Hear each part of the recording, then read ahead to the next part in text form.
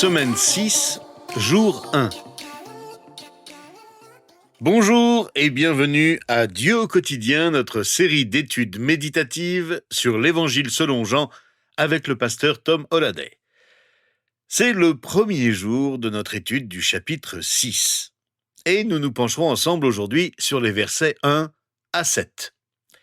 Cette semaine, nous allons examiner de près l'un des plus grands miracles de Jésus. Ce signe miraculeux nous rappelle ce que nous avons observé tout au long du livre de Jean. Jésus répond à nos besoins. Il répond à nos besoins les plus fondamentaux, nos besoins les plus profonds. Nous avons déjà vu que Jésus est l'eau de la vie. Nous verrons dans ce chapitre qu'il est le pain de la vie. Quand on pense à ce qu'il faut pour continuer à vivre, Jésus est vraiment celui dont nous avons besoin. Comme l'essence pour une voiture ou l'électricité pour une ampoule, Jésus est ce dont nous avons besoin au quotidien pour survivre. Il est la source fondamentale de la vie. Il est le pain dont nous avons le plus besoin.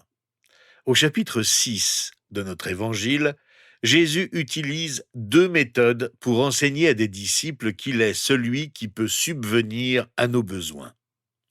Il utilise une leçon de choses, une leçon très puissante sous forme de miracle. Puis il utilise aussi une autre leçon, en parlant de ce qu'il vient de faire. Les premiers versets de notre chapitre, les versets 1 à 4, situent le cadre dans lequel le miracle va se dérouler.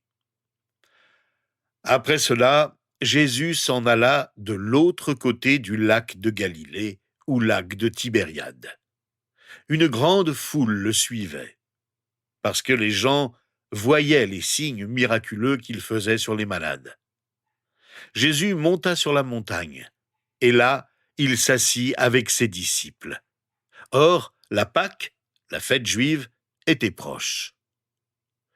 Voilà le contexte dans lequel Jésus va faire un miracle. C'est le seul miracle de Jésus rapporté dans les 4 évangiles. On se rend compte de l'intérêt de ce signe miraculeux car chacun des évangélistes y accorde une importance particulière. À partir de ce passage et des autres évangiles où il est rapporté, nous voyons comment le décor est planté pour ce miracle. 5 éléments principaux situent le cadre dans lequel cet événement s'est produit. L'endroit où le miracle se produit est significatif. Nous apprenons par les autres évangiles que les disciples viennent de rentrer de leur premier voyage missionnaire. Ils sont remplis d'enthousiasme parce qu'ils ont pu prêcher la bonne nouvelle et faire des miracles. Pendant ce temps-là, Jésus a appris la mort de Jean-Baptiste. Même s'il connaissait à l'avance le destin de son parent, on imagine sa peine. Jésus lui-même, apprend-on, était fatigué de servir les foules, et il était monté sur une montagne avec ses disciples pour se reposer et passer du temps avec eux, loin des foules. La fête de la Pâque était proche. Ce moment de profond et d'intense intérêt spirituel, et dans ce contexte, Jésus fait quelque chose qui préfigure le miracle qu'il va accomplir avec ses disciples. D'une certaine manière, il annonce ce miracle en posant une question. Voilà quelque chose d'intéressant. Quand Dieu veut accomplir quelque chose de grand dans notre vie, ça commence souvent par une question dont nous ne saisissons pas nécessairement le sens. Nous lisons au verset 5 de notre chapitre que Jésus leva les yeux et vit une grande foule venir vers lui. La vie est remplie d'interruptions. Et cette venue de la foule que Jésus et ses disciples voulaient éviter tant ils étaient fatigués, interrompt abruptement leur temps de repos bien mérité. Mais ces interruptions, aussi agaçantes qu'elles soient, sont souvent une occasion que Dieu saisit pour nous enseigner quelque chose. Au lieu de s'en étonner ou d'exprimer une déception quelconque, Jésus dit immédiatement à son disciple Philippe : « Où achèterons-nous des pains pour que ces gens aient à manger ?» Il ne pense plus à lui, mais il est déjà prêt à agir en faveur de ceux qui accourent vers lui. Et la clé pour comprendre ce miracle que nous allons voir est de se demander qu'est-ce que Jésus essaie de nous enseigner. Il appelle plus loin ce qu'il enseigne ici la leçon des pains. La leçon qui est dans le pain. Qu'essaie-t-il de nous apprendre? Eh bien, il essaie de nous apprendre à lui faire confiance. Et la première leçon que nous allons aborder aujourd'hui, je l'appellerai la leçon de l'étalon. Jésus nous enseigne ceci: ne mesurez pas un problème ou un défi à l'aune de vos propres capacités. Nous avons tous tendance à utiliser le mauvais étalon. Nous regardons le problème, nous mesurons nos capacités, puis nous paniquons, à moins que le problème ne semble réduit à nos capacités. Mais alors, nous ne nous attaquons jamais aux plus grands problèmes de la vie. Nous ne saisissons jamais les plus grandes occasions que la vie peut nous offrir. Répétons que la leçon ici est de ne pas mesurer un problème ou un défi en fonction de nos propres capacités. Sinon, nous ne nous intéresserons qu'aux petites choses de la vie et jamais aux grandes. Jésus aime l'impossible.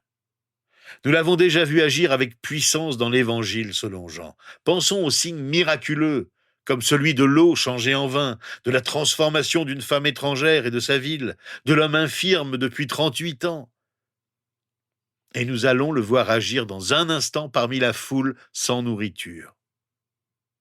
Plus loin dans le même évangile, nous verrons un homme mort depuis 4 jours, à qui Jésus rend la vie. Les mots omnipotent, tout-puissant et impossible ne devraient même pas apparaître dans le même dictionnaire. Impossible ne dérange jamais Dieu. Pouvez-vous imaginer une seule fois Jésus en train de se ronger les ongles, inquiet de savoir si le miracle va se produire ou non? L'imaginez-vous arpenter la pièce vraiment inquiet?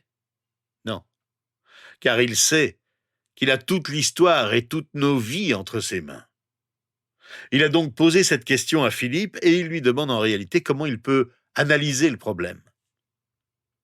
Au verset 6, Jean nous dit exactement pourquoi il la lui a posée. Il disait cela pour le mettre à l'épreuve, car lui-même savait ce qu'il allait faire. Pourquoi Jésus aime-t-il l'impossible? Parce que l'impossible est un test, une épreuve. Quand quelque chose me semble impossible, cela devient pour moi une véritable épreuve, un obstacle à surmonter. Et à quoi sert l'épreuve? À quoi sert toute épreuve? Un examen n'a pas pour but de nous faire sentir stupides, ni de nous montrer ce que nous ignorons. Certains l'ont peut-être fait à l'école pour vous, mais le véritable but d'un examen est de vous permettre de montrer ce que vous savez, de vous donner l'occasion de communiquer ce que vous avez appris, ou de voir ce que vous savez. Et c'est pourquoi Dieu cause des circonstances impossibles dans nos vies pour nous tester, pour nous mettre à l'épreuve. Il nous met dans des situations impossibles pour approfondir notre foi naissante. Il nous met dans des situations impossibles pour renforcer notre espérance éternelle. Il nous met dans des situations impossibles pour nous témoigner son amour incroyable.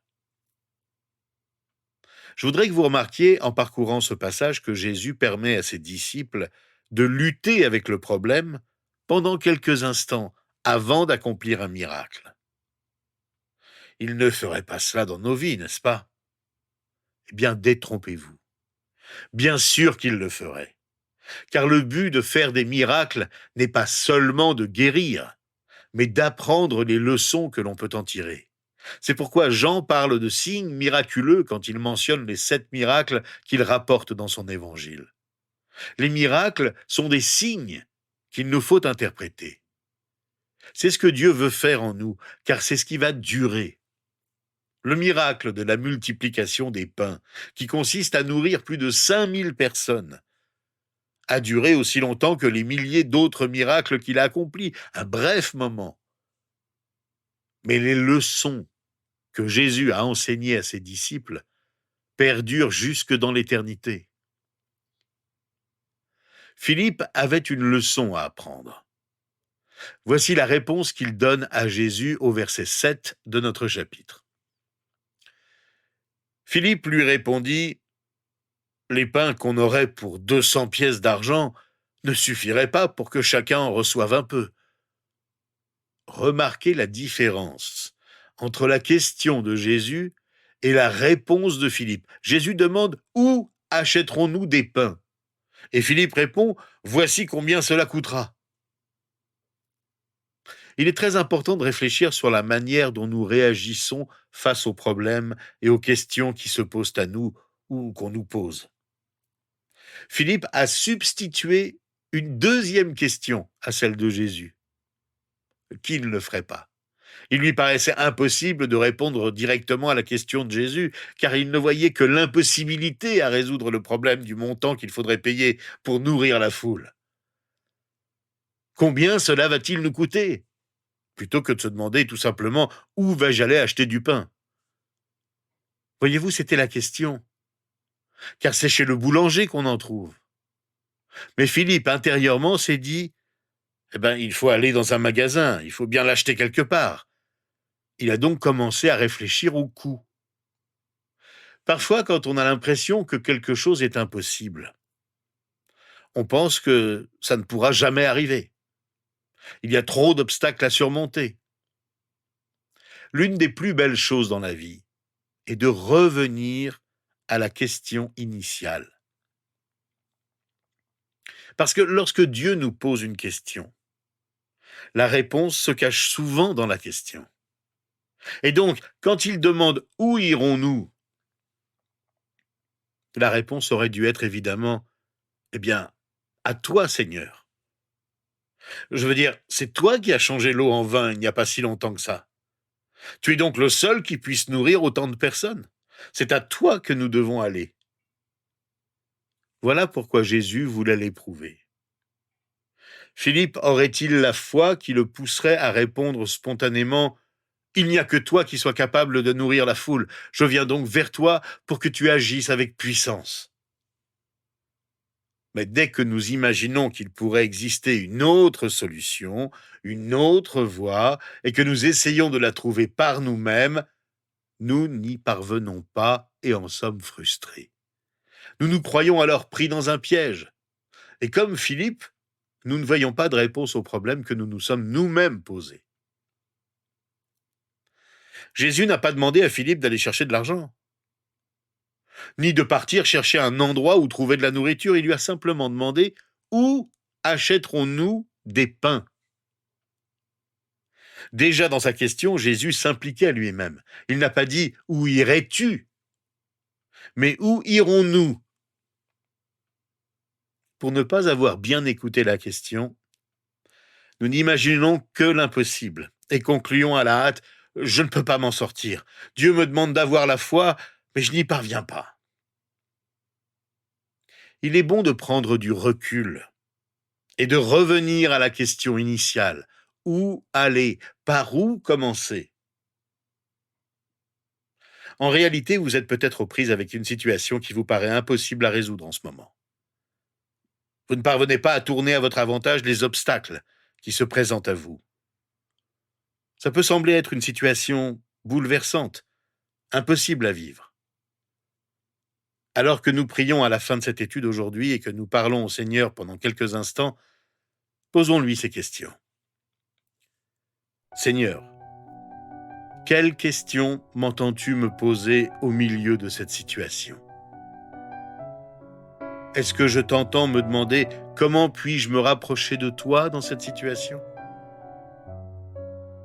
Est-ce que je t'entends me demander où dois-je aller? Ou par où dois-je commencer? Est-ce que je commence par toi, Jésus? Est-ce que je te fais confiance? Est-ce que je commence par moi-même et par une solution que j'ai en tête? Seigneur, je reconnais devant toi aujourd'hui que tu es plus sage que moi. Tu as toutes les ressources nécessaires. Alors, en ce moment, même si ma situation semble impossible à élucider, je me rends compte que je peux vraiment te faire confiance.